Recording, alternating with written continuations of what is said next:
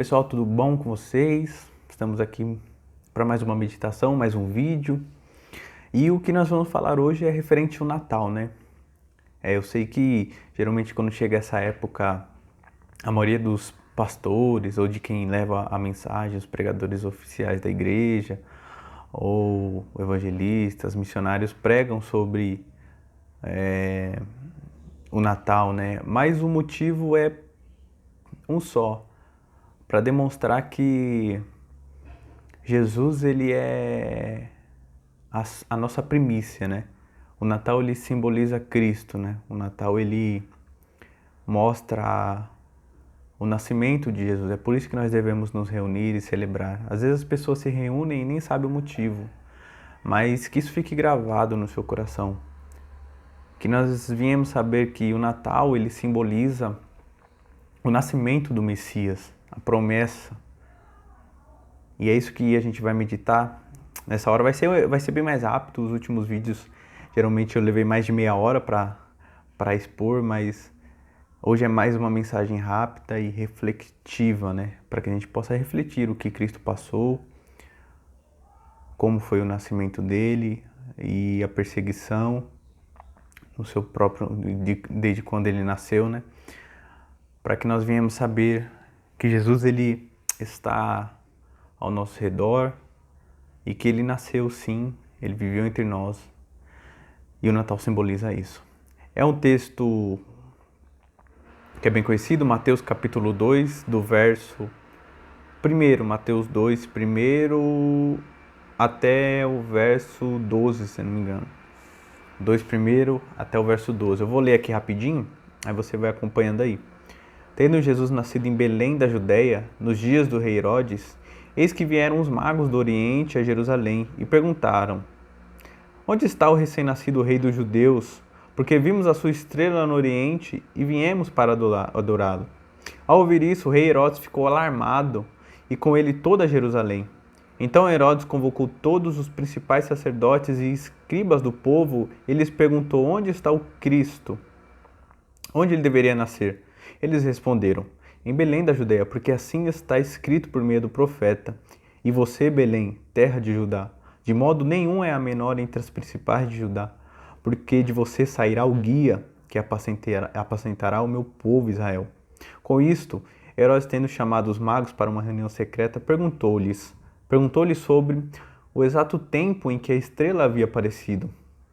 E enviando-os a Belém, disse-lhes: Vão e busquem informações precisas a respeito do menino. E quando o tiverem encontrado, avisem-me, para eu também ir adorá-lo. Depois de ouvirem o rei, os magos partiram, e eis que a estrela que viram no oriente ia adiante deles, até que, chegando, parou sobre onde o menino estava. Vendo eles a estrela, alegraram-se com grande e intenso júbilo. Entraram na casa,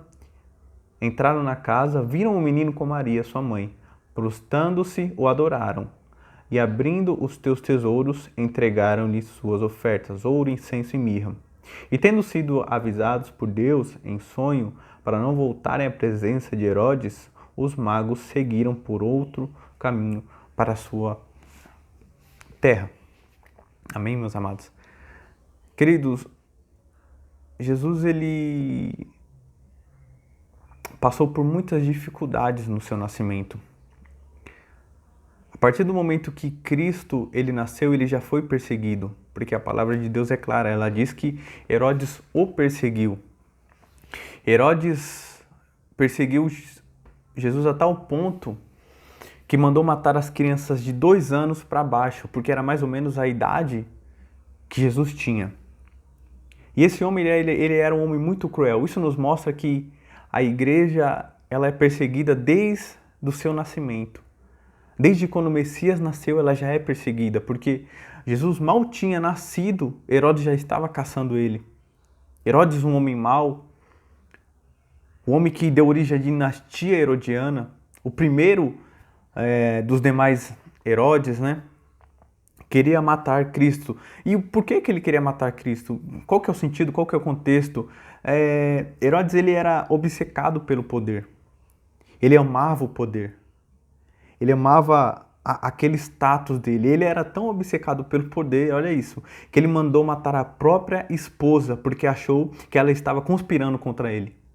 Mandou matar os próprios filhos, mandou matar parentes e também os próprios netos, porque quando os netos dele estavam crescendo, ele mandou os netos para Roma para aprender, para estudar. E ele ficou sabendo que os netos iam vir mais instruídos do que ele, e ele ficou com medo de perder o poder e mandou matar os netos. Então você vê que o contexto nos mostra que ele ficou alarmado, como está escrito aqui. Ao ouvir isso, o rei Herodes ficou alarmado. Não foi do nada assim, não foi por um mero motivo. Tem um cenário, tem um contexto. Ele ficou com medo de perder o poder. E aí ele bola uma perseguição. Mas antes disso, eu quero que você preste atenção comigo. A Bíblia fala de magos. Quem eram esses magos? Eles apareceram, eles eram judeus, eles eram prosélitos. Nós não tem muitos indícios, muitos registros históricos sobre ele, mas nós temos algumas coisas que podemos entender sobre quem eram esses homens. Provavelmente, o termo magos, na verdade, ele significa sobre homens que praticavam astrologia, interpretação de sonhos, eram magos, praticavam magia, eram homens sábios também. E eles não eram de Jerusalém, eles não eram de Israel, mas eles eram mais ou menos ali da região da Babilônia, antiga Babilônia, antigo Pérsia. Então naquela região existia esse termo, né, os magos. E esses homens, eles ouviram falar das profecias do Messias. Então eles de longe se converteram ao cristianismo, enquanto muitos de perto rejeitaram a Cristo. Só que interessante, as pessoas de longe, os magos que não eram de Israel, vieram a milhares de quilômetros para adorá-lo, e os que estavam de perto não o adoraram. Porque está escrito aqui que Herodes, ele chama os principais escribas e os mestres da lei. Quem eram os escribas? Quem eram os mestres da lei? Provavelmente os fariseus e os saduceus. Esses homens, eles estavam ali, eles sabiam da revelação, porque eles mesmos dizem aqui, em Belém da Judeia, eles falam da profecia, né? Que em Belém da Judeia nasceria o Messias, por conta da profecia. Eles sabiam. Os que estavam perto, que eram os religiosos da época, rejeitaram a Cristo, mas aqueles magos que vieram de longe o adoraram. Aqueles que estavam perto rejeitaram e os de longe o adoraram. Isso nos mostra também que Cristo, ele veio não só para judeu, mas ele veio para todos. Ele veio para gentios também, porque os magos não eram judeus, eles eram gentios. Você está entendendo? Então, nós vemos que é algo maravilhoso o que Cristo faz. O nascimento de Cristo desemboca muitas coisas. E agora a Bíblia fala desses magos que eles vêm para adorar a Deus, porque eles creram na profecia. Eles creram que Cristo era o Messias e foram adorá-lo. Provavelmente por conta da profecia que era muito conhecida, e também no tempo do cativeiro babilônico, onde fala lá em Daniel, que era a profecia de Números 24:17, que diz: uma estrela procederá de Jacó. De Israel subirá um cetro. A cultura judaica, ela não ficou apenas com os judeus, mas passavam para outros povos, para outras nações. Então as pessoas de outros lugares, eles falavam sobre as profecias dos judeus. Eles falavam, olha, os judeus falam da vinda de um Messias, olha, os judeus eles falam que vai vir um rei messiânico que vai libertar ele desse cativeiro. Então a pregação messiânica, na época do Antigo Testamento, não ficava exclusivamente ali em Israel, mas as pessoas, as circunvizinhanças, as outras nações também ouviam falar da mensagem de Cristo. Um ponto que fica claro para nós é que quando nós pregamos a palavra de Deus, às vezes na igreja, às vezes com amigos, aquela mensagem ela não fica só ali, mas às vezes ela chega em outros lugares. É como se fosse uma explosão. A explosão acontece em um certo lugar, mas você tem os destroços. Eles não ficam só ali, eles vão para outro lugar. É por isso que é tão importante a propagação do Evangelho, porque se não fosse pregado esse Evangelho no Antigo Testamento, não fosse pregado a vinda do Messias, talvez esses magos que não eram judeus nem iriam saber da vinda de Cristo, nem iriam saber da vinda do Messias.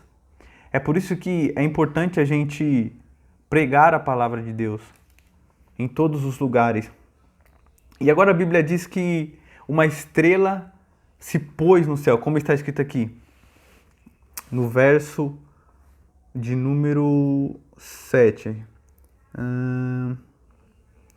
Com isso, Herodes, tendo chamado os magos para a reunião secreta, perguntou-lhes sobre o tempo exato em que a estrela havia aparecido. Essa estrela, às vezes as pessoas pensam que é uma estrela natural, mas isso foi um fenômeno sobrenatural. Algumas traduções, alguns comentários dizem que foi algo sobrenatural.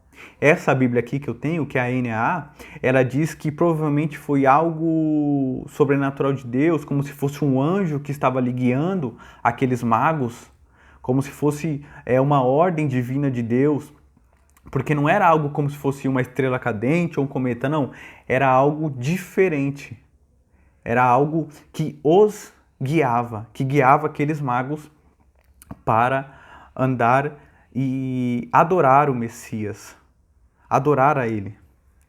E agora a Bíblia diz que quando esses magos eles chegam para adorar o Messias, a Bíblia é clara em nos dizer que eles adoram o menino e dão presentes para ele. O interessante é que eles não adoram Maria, olha que interessante, eles adoram o menino.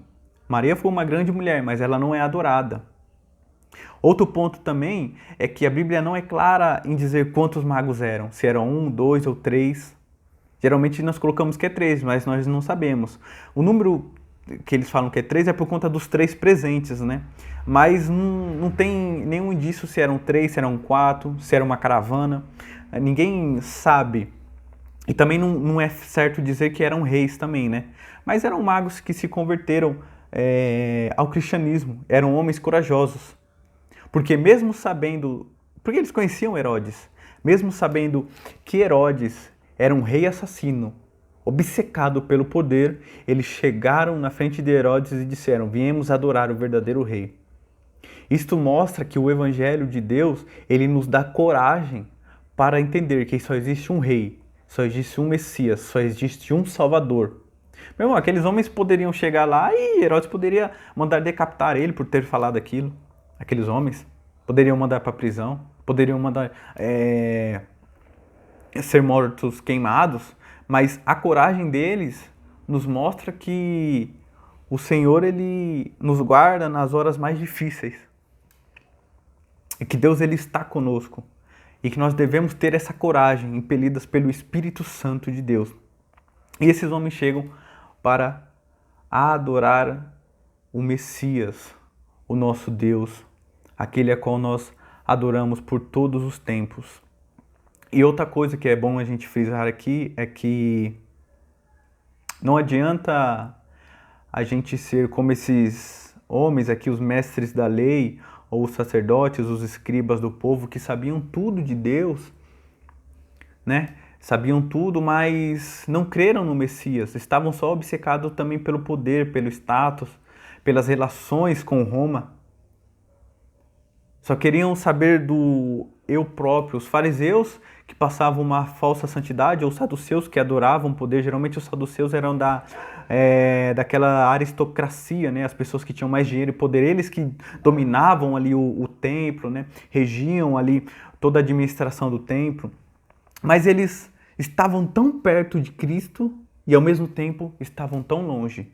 E os que estavam tão longe de Cristo, que eram aqueles magos, estavam tão perto que andaram quilômetros, milhares de quilômetros para adorar o Messias. Você entende? Belém, olha que interessante, ela fica a 10 quilômetros de Jerusalém. Não é tão longe. Os mestres da lei, os fariseus, os saduceus, eles poderiam ir andar 10 quilômetros e adorar a Cristo. Mas não. Mas já os magos que vieram de tão longe, é datado cerca de 1.250 quilômetros até Belém, de onde eles vieram. Eles vieram de tão longe para adorar, enquanto os que estavam tão perto não adoraram. Isso é uma lição para nós. Nós devemos adorar Cristo de longe, mas também de perto. Não é porque nós estamos longe que nós não devemos adorar. O nosso Deus, ele é onipresente, ele está em todos os lugares, em todos os tempos. Então que você fique com essa palavra rápida, que nós viemos saber que o Messias, ele veio, o próprio Deus desceu nessa terra e nasceu. E se nós vamos comemorar esse Natal no dia 25 agora, é por conta do nascimento de Cristo.